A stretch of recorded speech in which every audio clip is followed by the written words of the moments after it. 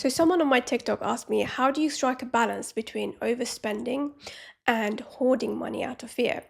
Because honestly, both can be trauma responses. Overspending is often your inner child acting out, the younger part of you that never felt safe, never felt held, never felt emotionally seen. So it now chases safety through stuff, through items, dopamine through delivery. Shopping becomes a way to self soothe, but the comfort never sticks. Because what you're really craving isn't the item, it's nervous system regulation. It's to feel safe in your own body.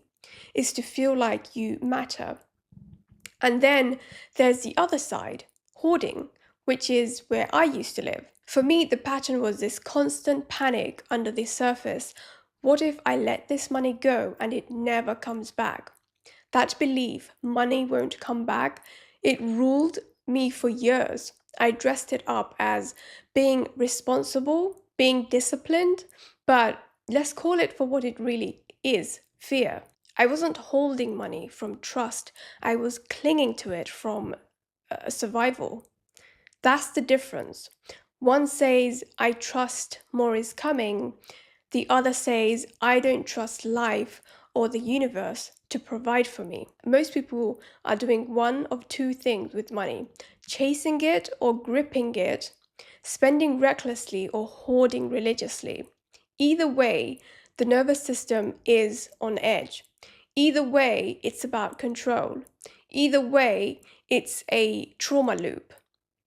What people don't realize is that a lot of their financial behavior is being run by a child, an adult child, a child who doesn't understand nuance, a child who thinks emotionally, not logically, a child who believes if I feel I'm scared, I am in danger.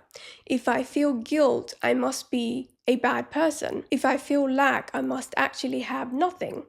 That's emotional reasoning. Children think very egocentrically. And if you don't know how to pause and question it, you will live your whole adult life obeying emotional logic of a 6-year-old. The skill is learning to pause and ask, wait, is this feeling true or is it just familiar? Because sometimes your anxiety isn't about now, it's just an echo. If you feel unsafe spending, your inner child might assume I'm irresponsible, I'll ruin everything, I'm bad with money.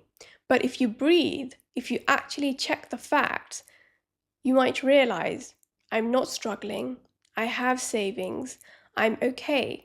This fear isn't current, it's conditioning. You've got to learn how to think about your feelings instead of just feeling about your thoughts. That means noticing how a thought makes you feel and then asking if that feeling is actually rooted in truth or just in the past. Because otherwise, you'll keep mistaking emotion for evidence, right? This is where it gets interesting. Overspending is often a distorted form of feminine energy. It's the chaotic grasping version, consuming without containment, trying to receive but never really feeling full. Meanwhile, hoarding is distorted masculine energy, locked in survival mode. It's rigid, controlling, gripping, protecting, but neither of those states is abundance. They're both trauma dressed up in different outfits. So, healthy financial flow is energetic balance. The masculine protects, the feminine receives. And so, you need both safety and trust, structure and surrender. So, these days, the way I check myself is quite simple. Before I spend, I pause. I ask, do I feel grounded right now? Or am I trying to escape something like boredom, stress, anxiety? I don't buy things just because I'm anxious. I don't grip money just because I'm scared. If it feels aligned, I spend it. If it feels chaotic, I pause. I let money flow through me, not control me, not define me like it used to.